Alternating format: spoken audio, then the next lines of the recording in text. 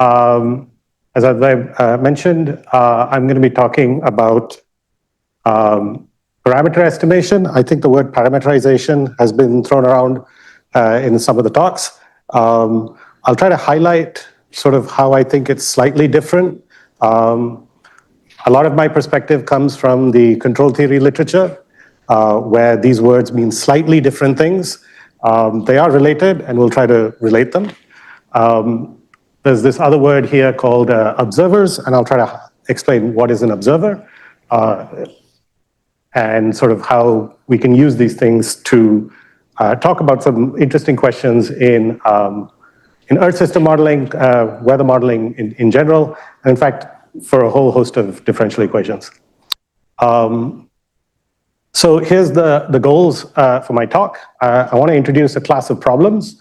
I want to provide some intuition as to why you should expect solutions for these kind of problems and what kinds of solutions you should expect.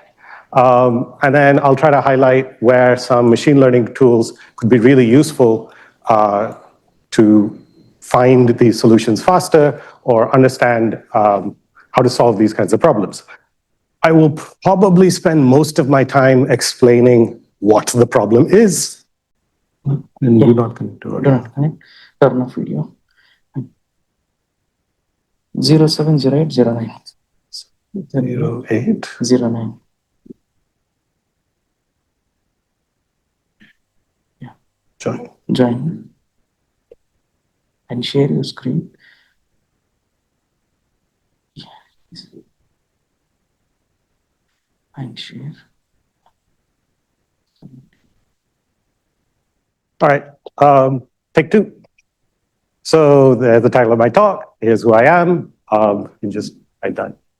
Okay, as I said, I want to talk about a class of problems and provide some understanding for the kinds of solutions we expect, when we expect solutions to exist, not in very rigorous terms, but really through a bunch of examples, and then try to explain why these problems are difficult and hopefully motivate the use of machine learning tools.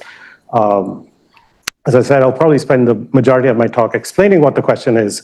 I hope to convince you that once you understand what the question is, you understand why it's difficult. And then the sort of the utility of the ML tools will hopefully become obvious.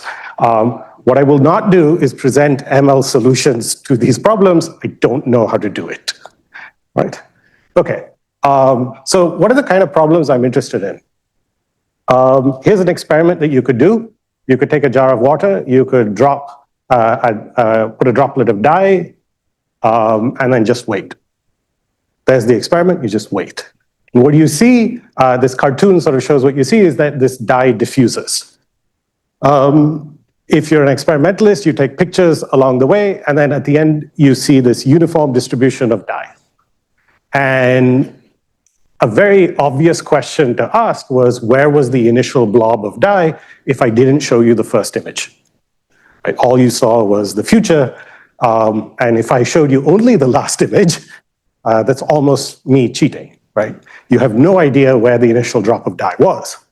But if you think about it, there are a lot of questions about the Earth system, about weather modeling that are exactly of this type. What we see is something that's already happening, and we kind of don't know the initial conditions that led to that situation.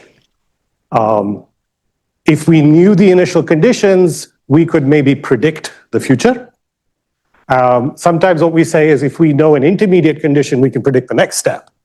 But you can sort of see that there are clearly simple examples where knowing an intermediate step doesn't necessarily tell you everything that happened in the past. It only gives you a rough idea. So maybe at some point there was a bigger blob here, so you kind of knew the almost position, but not the exact position.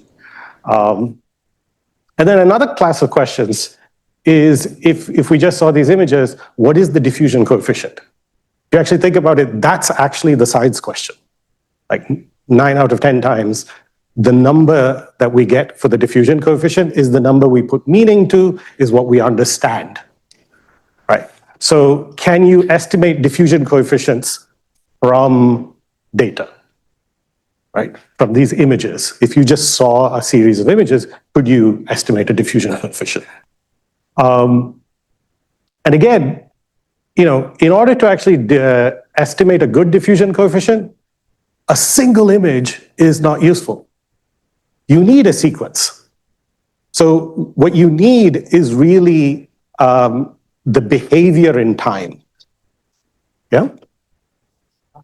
Check now. Yes, I change it. Yeah. All right. So as I was saying, in order to actually understand what a diffusion coefficient is, you really need to know something about how things change in time. If you don't have snapshots in time, you really can't talk about a diffusion coefficient. In a sense, this should be obvious. If you think about the units of diffusion coefficient, there's a time involved. So you can't talk about diffusion coefficient without time. If you made a scientific assumption that there was a partial differential equation behind all of this, some of these questions become a little easier to answer, right? If you were to do the naive thing, take a bunch of images for this scalar field C, compute these derivatives, substitute into the equation, solve for the diffusion coefficient, right? That's a naive thing that you could do. All I'm saying is the minute you assume a form of the differential equation, you've actually made a certain kind of assumption about what is happening, how it's happening, and what you can solve for. And that's kind of my main message, is that the minute we assume differential equations for how things happen, we have made an assumption about the possibilities of what can happen, as well as what we can actually solve for. So the idea of we can solve for something is deeply entrenched in the kind of differential equation we assume, right? And maybe at some point I'll be able to emphasize that making these kinds of assumptions is also inevitable. You need to have some physics knowledge to answer certain questions because it fills a gap. Okay, so here is a far more complicated version of the same problem. Okay, so on the right-hand side, this is a space-time Fourier transform of a certain satellite product, right? If you know what outgoing long-wave radiation is, that's what this is. This is a Fourier transform in space and time and averaged and done many things. But let's just assume that somebody gave this to you. And the point is that this tells you the amount of power there is in a signal at a certain frequency, at a certain wave number. The outgoing long wave radiation is a function of where you're standing and when you're standing, right? It's a function of space and time. And so when you take a Fourier transform in space and time, you will measure amplitudes. That's what is plotted over here as the color bar. In this famous paper from 1999, they claimed that the power of the signal, the larger amplitudes, were all located on specific curves, right? That's what these lines are. There were specific curves that they identified where all the power was located. The claim was that these curves came from a differential equation, that there was a partial differential equation which told you the relationship between frequencies and wave numbers. And then when you took the data and you superimposed them, you saw that the power sat there, okay?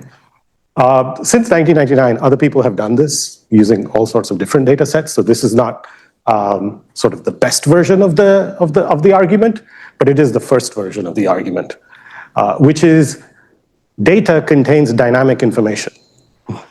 Observations contain relationships between wave numbers and frequency, right? So here's something that you can do. You can take a satellite data product, you can take a Fourier transform, and the relationships between the wave numbers and frequencies are the relationships that the underlying differential equation governing the system is telling you, right? That's a very exciting sort of statement.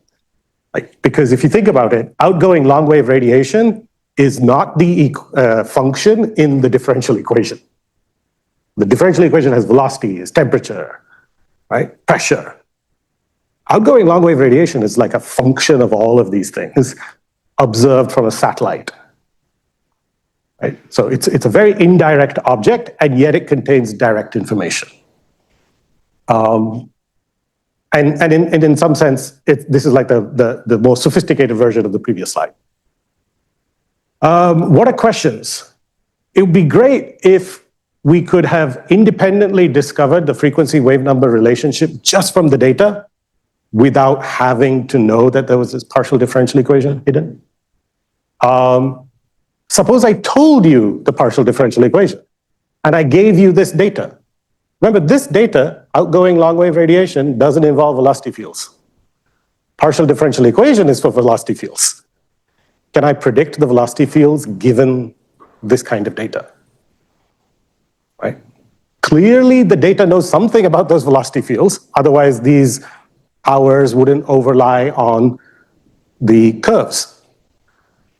But can I use this to make predictions? Right?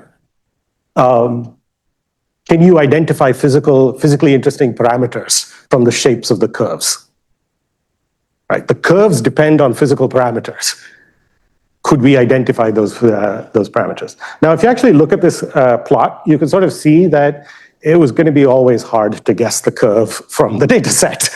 Unless someone drew the curve. Once they draw the curve, you're like, oh yeah, that makes sense. But without the curves, without the suggestion, it would be hard.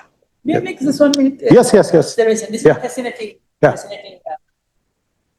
And this is for the first time also it showed what I did observe, what are the waves that are possible in the atmosphere. Those theoretical curves were predicted in 1966, and they said that, okay, this is the kind of spectrum that is possible. But we did not know in the observation. So what are the frequencies or the numbers are possible or available? And without this OLR, which is a global field, which allowed us to decompose into all these frequency and wave number, because all these waves are global. So, and earlier to that, we did not know. Yeah. We did not know whether there are Kelvin waves of this frequency and this number, and between this and this, and not anywhere else. That's right. That's right. We did not know. And this is the only time, because of that analysis, we now know exactly where the Kelvin waves of this frequency and this numbers are only possible. Those waves of this frequency, this number, only possible. And there is something also new which we do not know that's quite possible at all. And so all this was possible from that data. And that is very, very, very, very interesting and I think very exciting. Yes. And now with he is asking the reverse question. If I did not know about that, but there is also physics behind it. Why OLR can give us? Because OLR is nothing but this at the top of the atmosphere, at top of the cloud temperature. The top of the cloud temperature depends on the height of the cloud. And the height of the cloud depends on the height, high or low clouds depend on the updraft and downdraft associated with the waves. So that is why where there is a convergence of the waves, it produces deeper clouds, so lower OLR. And then when there is divergence, it produces a lower clouds and higher OLR. So it's embeds the physics actually is embedded into this OLR. So therefore it gives you. That's right. So the physics is associated. Absolutely. Absolutely. Is the U and V, and that gives me divergence. That's right. That's right. Directly related to it. That's right. That's right. Therefore, there is a physics behind it. Correct. The physics is directly linked. That's right. That's right. So I'm glad you said that. In a way, you have set me up for a punchline later, which is the kinds of relationship between what you measure and what you want to know about. So if you want to know about velocities and you measure OLR, that's a good idea. If you were to measure other things, you may not get that information. So there's a relationship between what you measure and what you want to know, right? Keep that point in the back of your mind. I'll come back to it. I'm a mathematician, so I'm going to try to present these same kinds of questions that were on the previous slide, but in a more mathematical language. So the idea is, we have a dynamical system whose state is the y vector at time t. And as time evolves, the state evolves. And at each time, we make an observation. So phi is a function that takes the state and gives you the observation. Now, as the state changes, the observation changes in time. So if I put that into words, I've got some kind of differential equation that tells me how my state evolves. And I've got my observation at time t, which is really just this composition of the observation function with the state at time t. You'll notice that I introduced this new thing called theta. Theta are parameters, physically interesting numbers, that things like diffusion coefficient, mean height of the layer of the shallow water, things like that. Reynolds numbers, Froude numbers, right? Things that we give meaning to. Our differential equation depends on those parameters. That also means the observation is a function of those parameters. Like there's a complicated function, but it's a function, right? It depends on stuff. So you can ask the same questions I asked on the previous slide. Given the observations, could we discover the dynamical equation? Given the observations, the form of phi, and once you've answered question one, the dynamical equations, given all this piece of information, can you tell me the state? So if I told you the rule by which the state changes, and I told you the observations, can you tell me the state? This is a typical control theory question. You make indirect measurements of a system, you want to control the system, you want to predict where the system is, push it towards a particular state. By the way, those of you who've ever taken an airplane, autopilot is done by control theory. Like, we use control theory to control airplanes, right? To keep a certain state. Okay, so this is an obvious question. The next question you could ask is, given the observations, given the form of phi, and the differential equations, could I find out the parameters? And like I said, the last question is like the science question. Yeah. To be fair, the first question is also a science question, discover the equations, but usually you come in with a lot more knowledge about the physics, so you kind of have an idea of what the equations are. That said, in Earth systems modeling, there's a lot of things that affect the system that we don't always know how to write the physics for. That's why we have parameterizations. So there's the connection to this idea that could you limit the possibilities of what kind of parameterizations you have if you think about how observations imply equations. Yeah. So there are buzzwords that if you want to Google later on, data-driven equation discovery, that's the buzzword for the bullet point 1. State estimation is the buzzword for bullet 2, and parameter estimation is the buzzword for bullet 3. The talk mostly will be about parameter estimation today, but there'll be a close relationship to state estimation. In fact, the moral message I want to give, here's the take-home message, and if you don't want to listen to the rest of the talk, that's fine. I've given you my main message. All three are aspects of the same problem. Okay? State estimation is a version of parameter estimation. Parameter estimation can be used to do data-driven equation discovery. Right? All three are not the same question, but they have aspects of an underlying problem. And what do you do with data? And there are close relationships. Let's make it even simpler. Let's have the simplest differential equation with some interesting behavior. Y double dot plus omega square y with some initial conditions. And we know we can write down the solution that looks like a combination of these two trigonometric functions with frequency omega.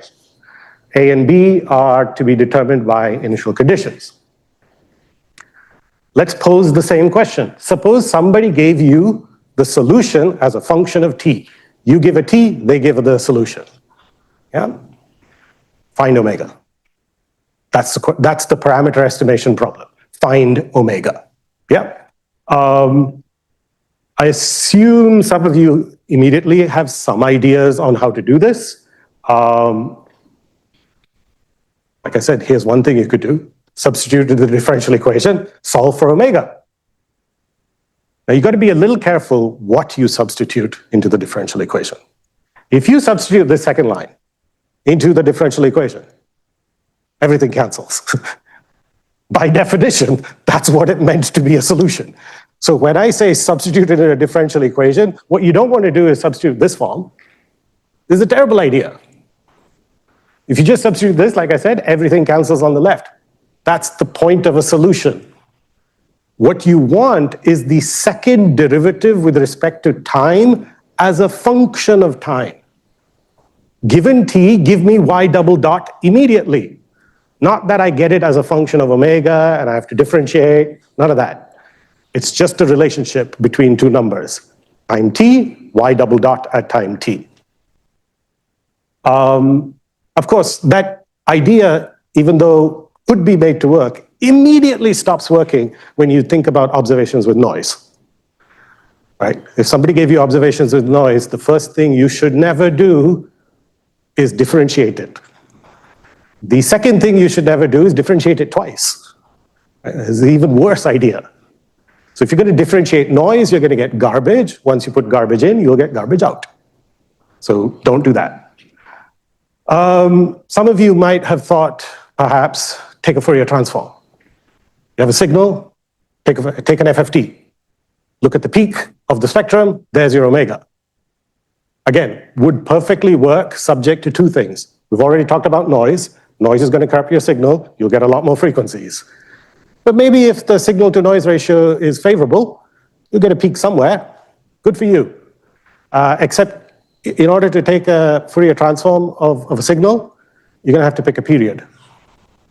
If you pick the wrong period, you'll get a spread of where the true frequency is.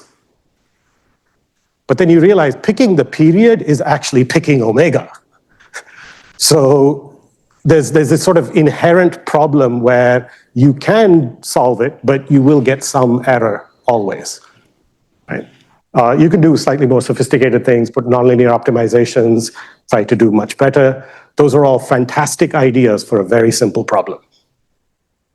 Once you start making the problem more difficult, those ideas become computationally inefficient. Yeah.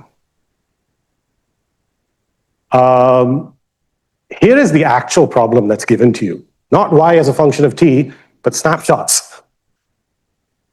Now that you have snapshots, the question becomes a little more subtle. You have to estimate the time derivatives. You have to estimate a sampling frequency, sample at the wrong times, get garbage data. Like if you sampled with the period of the signal, you just get the constant function.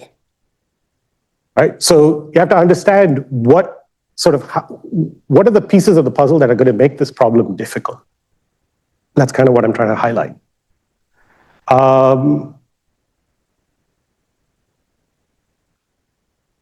What if we change our model?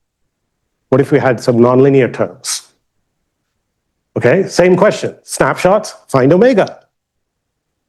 But should you just find omega? Or should you also find alpha and beta, these coefficients of the nonlinear terms? And now think about what kinds of frequencies there will be in the data. Not just omega, possibly 2 omega, 3 omega, 4 omega, 5 omega. You'll get all the harmonics. Yeah? Now you don't know the model, so you have to estimate all the parameters. You don't have an exact solution available to you, and all you have is this data. Right? So suddenly you start realizing the problem is significantly harder than what we first posed. When we neither have confidence in the model nor full confidence in the data because it comes with noise, how do you put things together? Yeah, so that's the heart of the question. By the way, I don't have a slide for this, but here's an interesting experiment you could do. Here we assume the model is nonlinear. That's why we had to estimate these parameters. And we would see that there are more frequencies in the signal of the data, more than just omega. But what if instead of taking the data as y, the data was y plus y squared plus y cubed? How would you know the difference between a linear model with nonlinear observations and a nonlinear model with linear observations from the data point of view? The data has the same frequencies. So you sort of see that you have to make an assumption somewhere. If all you have is the data with a bunch of frequencies and noise, you can't really distinguish between the function that you computed for the observation or the model, which itself could be nonlinear. Like you can have a nonlinear function of the state, which would also produce those frequencies. If you know a little bit about instrumentation, our instruments are calibrated at a certain working range, but if they go slightly away, they start producing feedbacks which are nonlinear. So you have to really understand what is the system, what is the function that's generating the signal corresponding to the data, is it within the linear regime, do you know its functional form? Like all of these things matter if all you're given is the data. You could try to play the same game as earlier where you just assume a bunch of parameters, solve the equation, and try to optimize over all parameters. But then I'll ask you, but which initial conditions? You don't know the initial conditions with which to solve the differential equation, so now the initial conditions are part of the parameters. You've got a bigger optimization problem. Yeah. By the way, this is actually sometimes what we do. It's called 4D var, right? This is what is 4D var. So we do it, but I'm asking questions about, are there easier ways? What are the ways in which it'll fail? What are the interesting ways in which data tells me something about the system? I'm going to go through some further simple examples to really hammer a point that knowing something about the model tells you a lot about the kind of data that you can work with. So if this is your differential equation, you can ask yourself two questions. Given the first component, could you find the second component? Given the second component, could you find the first? Stare at it long enough and you realize the time derivative of one is the other guy. So if I gave you one of the functions, you could take its time derivative and get the other function. So this is a really nice system because you only need one measurement and you know the other coordinate immediately. Yeah. If I change the system, that's no longer true. This triangular system, if you ask yourself these two same questions, given one coordinate, can you find the other? It depends on which coordinate. If we know x1, we can actually solve the first equation for x2. Right? Because in the first line, it's x1 dot is lambda x1 plus x2. You can solve for x2 as x1 dot minus lambda x1. If you know x1, you know x2. But if you know x2, you do not know x1. And that's because x2 only depends on itself. x2 is self-consistent. It doesn't need to know what x1 is. So if you make an observation of x2 and ask it, what was x1? Well, x2 is like, who's x1? I'm not coupled to x1. Right? It's a bit like we have, let's say, two pendula, one on one side of the room, one next to me. And I have a student standing at that pendulum, and I ask him, what's the frequency of this one? And all you're allowed to do is observe that pendulum. The two pendula are not coupled. There's no way they can ever even tell me that there is a pendulum that I have unless they're coupled. The data is all about coupling between variables, which is the point that Professor made earlier, that OLR has the right relationships between the variables. So what you observe should be coupled to the things you want to observe. You know? Coupling is good. If you look at this model where both variables are decoupled, you have to measure each one independently. By the way, in an ordinary differential equations class, this is our favorite differential equation because it's a diagonal one. And in my upside down world, this is the worst because I have to make the most observations, right? I liked the off-diagonal one. The off-diagonal one said I had fewer measurements to make. This is terrible. So coupling is good, and the nature of the coupling matters. Things can be coupled one way. And then you have to worry about those sort of situations. Another interesting statement is, if I give you instead this, can you find x1 and x2? So here, I'm not giving you one measurement, I'm giving you like a sum of two objects. And it turns out, the answer to this problem is that yes, you can actually find out x1 and x2 if lambda is not 1. And this is really interesting. What would lambda equal 1 mean? Both systems are the same. If both systems are the same, you have two copies of one system. Your data cannot tell the difference between having one system and two copies of one system. Both have the same frequency. You cannot distinguish the fact that there is another copy that is uncoupled. So that's an assumption, a scientific assumption, a minimal model. You have to assume that there are no uncoupled variables out there. Yeah. If lambda is not 1, both of them have two different frequencies, and you can see that in the data. Message number 2, not only is coupling good, the parameters in your problem dictate the kinds of couplings you have. So when you're estimating parameters, you want to know what kind of couplings there are, because it's the parameters that dictate what couplings we have. Okay, so let's go back to our abstract form of the equations. I want to sort of suggest to you a way in which we talk about state estimation using something called an observer.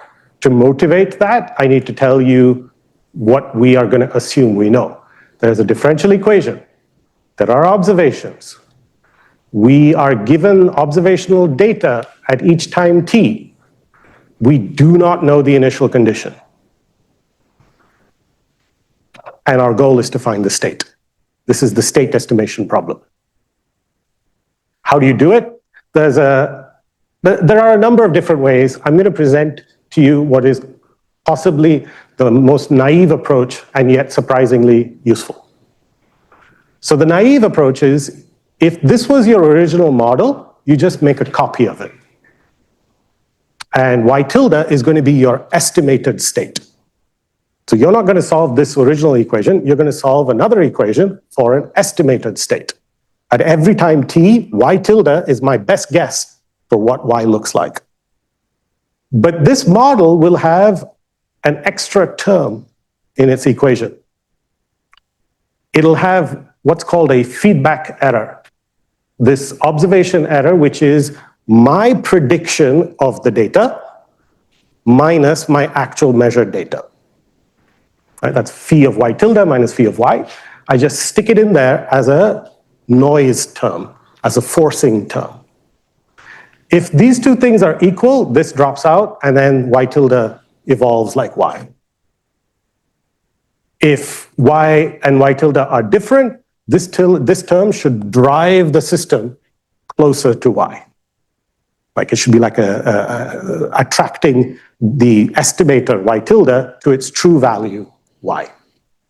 So in some sense, you have to pick this lambda, which is the feedback operator, which sort of tells you how much of a forcing you want to put on it, on the system.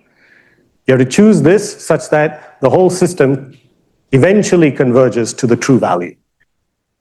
Right? Think of this like some kind of dissipative term, but driving you to a special trajectory. Okay, standard text on control theory tell you how to find this operator. I will not get into those details. You can ask me offline. The questions still remain, interesting questions such as which of the dynamical variables when observed determine the others? What is the nature of the coupling in terms of the ability to solve this problem?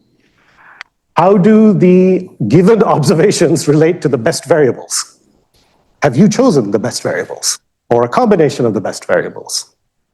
Right. This is just to emphasize the point that observed variables are coupled to unobserved variables. Unobserved variables are coupled to observed variables. This is the heart of what we're trying to ensure. In a sense, I would argue, you don't pick models that just are easy to solve. You should pick models that are easy to solve parameter estimation problems. Like, you want the model that couples things in the right way. Yeah? Okay. Let me give you an example.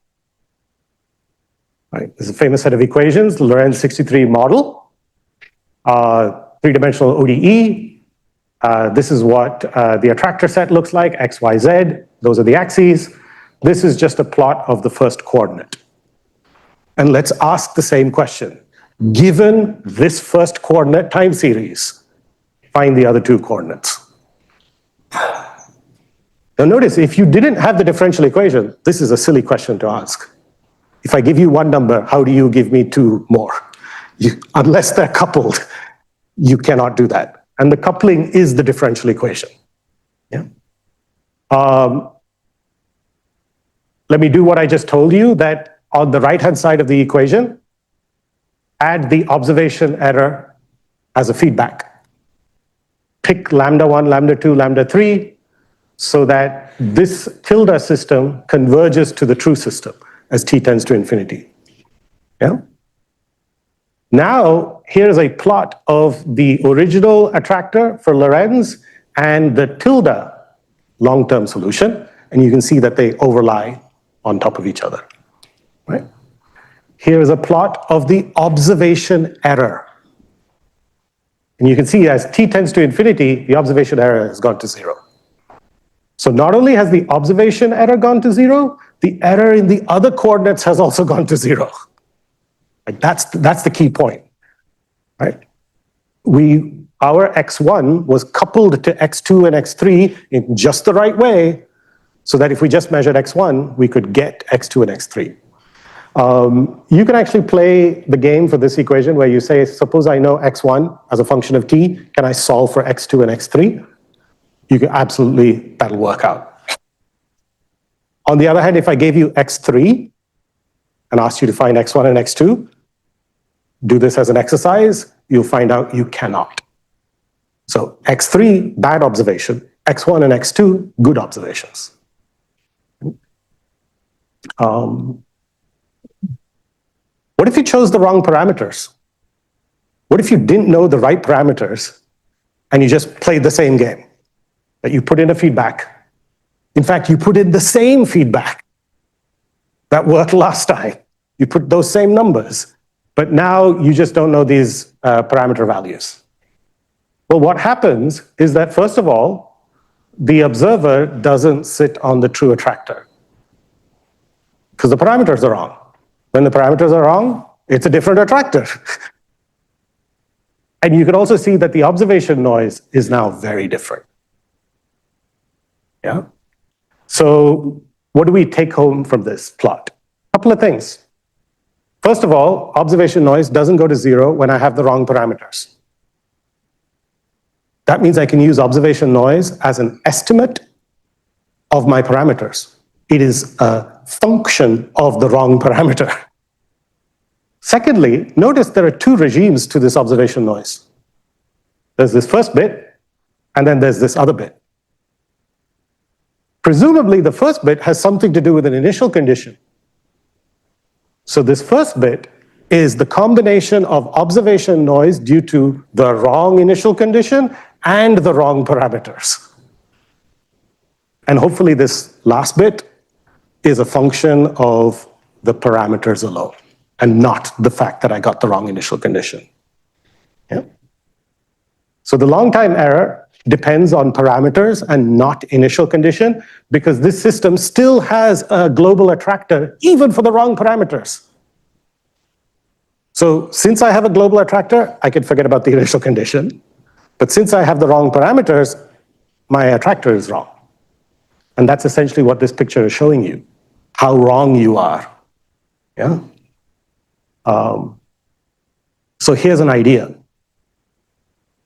What if we try to find the parameters by tweaking these parameters in this model so that the observation noise goes to 0? Remember, the observation noise is the only thing I can measure. And I just showed you that the observation noise is non-zero when the parameters are wrong. So I make the obvious conclusion, change the parameters till I get zero observation noise. Like, that's the way in which I should change my parameters. So I get an obvious cost function. And I have to now do optimization, right? Let me highlight first why this problem is difficult. In order to compute this cost function, you have to solve a differential equation. Even with the wrong parameters, you still have to solve the differential equation. Yeah? I've given you a three-dimensional system. You could absolutely imagine far more complicated systems for which the same question holds, but now the computational cost is far higher, right? So if you have methods to solve differential equations fast, you could attempt to do this problem better. The other thing you want to do is, of course, minimize this thing, which means you have to compute a gradient. So if you think about computing the gradient of this cost function, and x tilde is a function of the wrong parameter theta tilde, you have to compute what are called sensitivities, the derivative of the solution with respect to a parameter. In general, in Earth systems modeling, sensitivities are a big deal. Sensitivities have physical meaning, and it's what we're ultimately interested in if we start talking about, Earth system models with more carbon dioxide or less carbon dioxide. That's a sensitivity question. All I'm saying is sensitivities are also needed here to minimize this cost function. To compute sensitivities is itself a computational burden, right? Whether you differentiate this system with respect to parameters, that's terrible. For every parameter, you will have to copy the original system. Have millions of parameters, you'll have millions of copies of the system. You can use something called the adjoint method to compute sensitivities. You don't have to have as many copies of the original system, you just need one extra copy. That's great, except it comes with a huge memory cost that you have to store the trajectory of the solution, this x tilde, for all time in order to do this. So either you have a memory cost or you have a computational cost.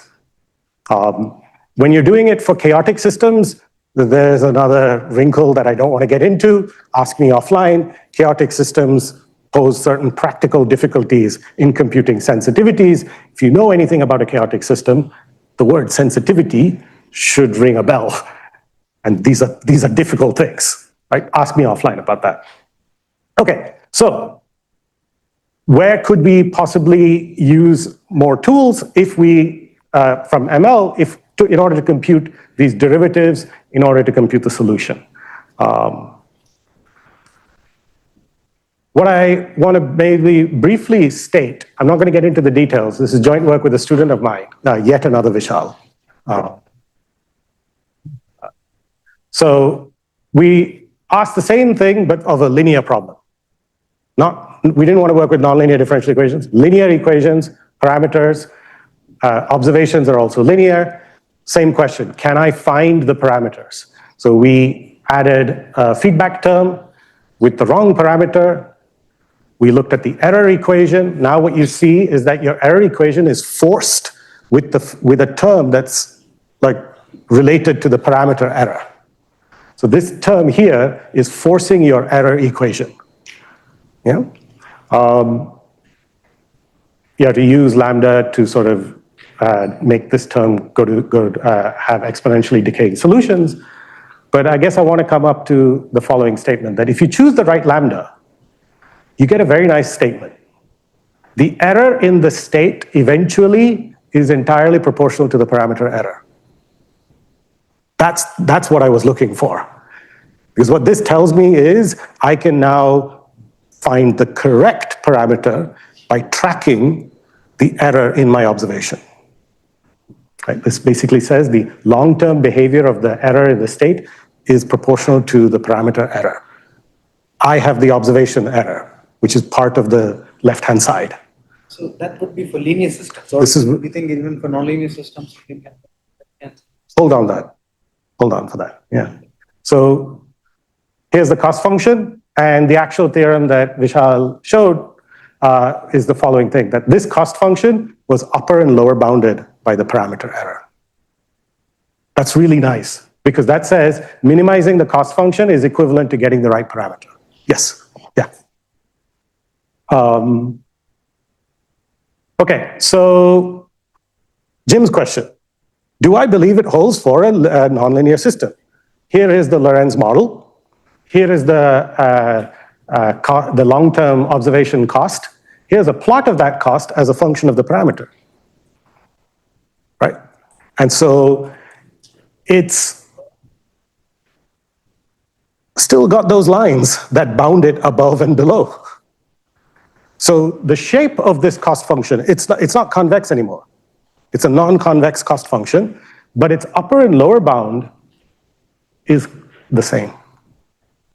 There exists C1 and C2 in a neighborhood of parameter space, compact neighborhood, blah, blah, blah, such that the true value of the parameter is the minimizer of the cost. That's what we're looking for. The true value of the parameter is the minimizer of the cost. And by the way, this is a nonlinear, chaotic, dynamical system, and yet this is still true, right? That we can actually find the correct parameter this way. How about we do it for the two-dimensional case? So there are now two parameters that I don't know, sigma tilde, rho tilde, and here is a surface plot of the cost function, and it has a global, unique minimizer at the true value. So you can find the true value of the parameter by minimizing this cost function. We do this using forward sensitivities and the additional cost computational burden. We don't mind it because we're trying to show that this is the right function to minimize. And of course, you could ask, can you do this faster, and so on and so forth. I don't have a proof for this part, but I have some intuition as to why it should be true. I will skip this. Essentially, this was a problem where you take observations of the free surface of the ocean, and you want to figure out what the shape of the bottom of the ocean is, right? The parameter is now the shape of the bottom of the ocean. It is not a single number. The parameter is a function. So this was a problem for which we applied the same kind of ideas. Right? You take observations of the free surface, waves that are floating by, and you want to figure out the shape of the bottom of the ocean. All right, so here's some morally true statements to end with. Estimating the state from observations is possible when the observations are coupled to the state in the right way. Coupling is what matters. Different physical effects couple in different parts of the dynamical system, and you need to know those different ways if you make certain observations. In a way, you should think about your observation, your data blinds you to certain things. And you can see those things that are coupled to your data, right?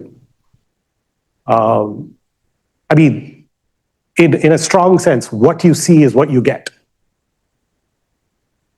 And what you don't see, you never get, right? If you don't see it, you don't know it.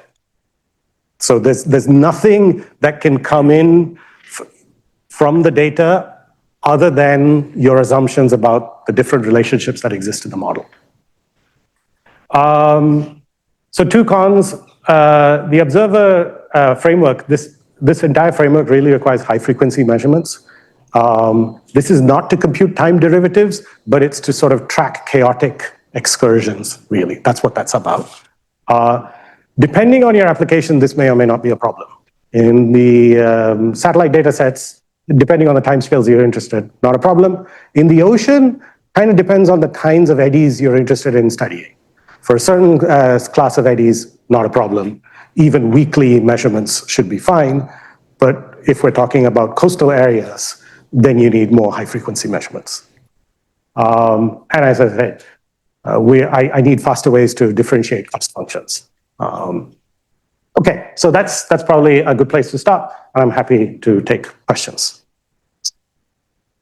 Okay, thank you, Vishal. Thank you for that engaging presentation on on all about parameters, we can say. So, the floor is open to questions. Yes. Hello, sir. I'm Dipan Chakraborty from IIT Kharagpur. So my question is, in the parameter estimation using differential equations, all this, so where the machine learning can contribute over here? Yeah, so as I said, in order to speed up the solution to the differential equation, you can use certain machine learning tools. So there are things like pins, operator learning, reservoir computing. There are methods to essentially solve differential equations faster. Okay, so in that case, loss function or objective function will be the differential equation or that kind of thing? Depends. So that's essentially the idea in pins. You make the differential equation the loss function. For neural operators, it's slightly different. For reservoir computing, it's even more different. Although I know people have used reservoir computing to get solutions to chaotic systems over fairly long timescales accurately. So even as we know that there is one problem to use one equation as a loss function, like the equations should be continuous and differentiable. Yeah. So there are strong assumptions that come with any method. And you have to make sure all assumptions hold. The other thing I would say that makes machine learning tools hard to apply in this case is I don't just want a solution to a differential equation. I want a faithful solution to a differential equation for a family of parameter values. Because I'm trying to estimate the parameters, so I'm going to solve it for different parameter values. So the machine learning methodology that you use should be a faithful representative of the true solution over a parameter regime, right? Not just for specific values of the parameter. I want some kind of uniform statement that error in the machine learning estimate is smaller than epsilon for all values of the parameter in a set. Only then can I faithfully use it as a proxy, right? If I don't have this uniform statement, then it could be the case that as you go to certain parameter values, the error just gets larger and larger and larger. Thank you, sir. Thank you.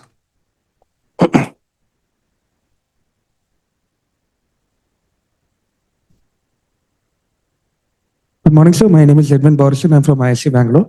So my question is, when you were discussing about Lorentz 63 model, generally we have a set of equations, and based from that, we go for the phase portrait diagrams. Now, for example, if I have an observation data, can I go for the phase portrait diagrams in the first case? Yeah. And then go backwards to estimate what parameters can be there and then go for a differential equation? Can we go a backward method? So the first question that you asked is, given the data, can I go to a phase space embedding? That's essentially a form of equation discovery, right? So first of all, you can just embed stuff without discovering any equation. There are these theorems by Takens. Takens embedding just takes a time series and gives you an embedding into a certain dimensional space. Theoretically well-grounded, but the difficulties actually are you have to pick the dimension into which you embed.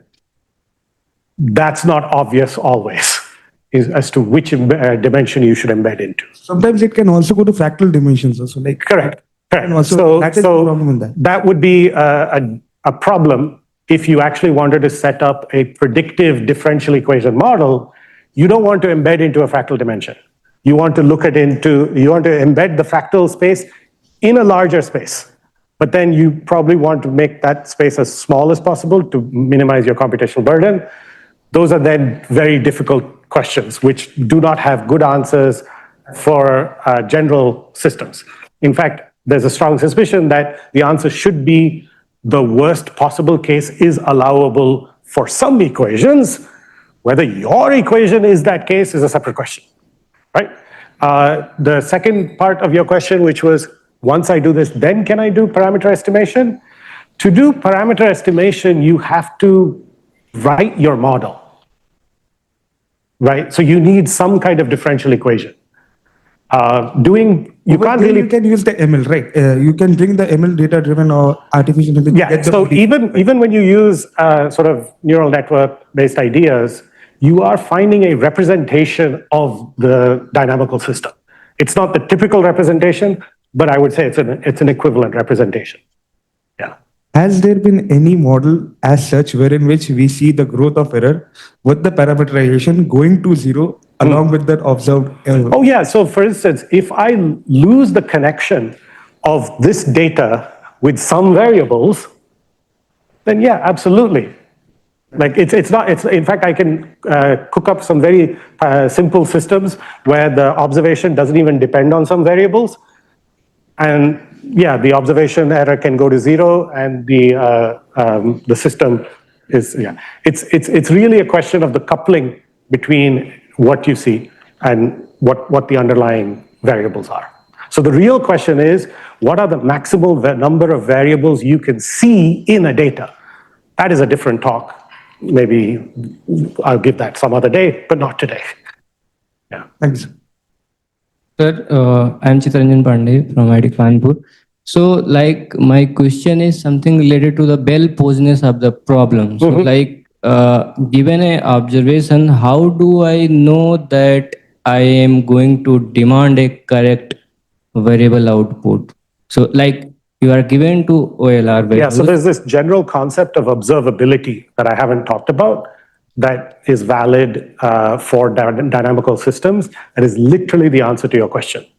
So a function has the property of being an observable for a dynamical system if it can, in fact, see all the variables. So there is a mathematical statement that we can write down based on that function, its Lie derivatives. There are certain technical things, but there is a well-defined concept that literally answers your question. Okay. So, but given an observation, we can extract many phenomena. Like given OLR, we are supposed to extract velocity field as well as precipitation, or ideally both are same problem or different problem. Both are manifestations of the same problem.